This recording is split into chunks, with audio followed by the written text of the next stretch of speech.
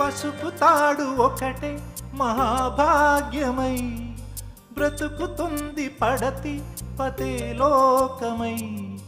మగని మంచి కోసం పడే ఆర్తిలో సతిని మించగలరా మరే ఆప్తులు. ఏ పూజ చేసినా ఏ నోము నోచినా ఏ స్వార్థము లేని త్యాగం భార్యగా రూపమే పొందగా అపురూపమైనదమ్మ ఆడజన్మ.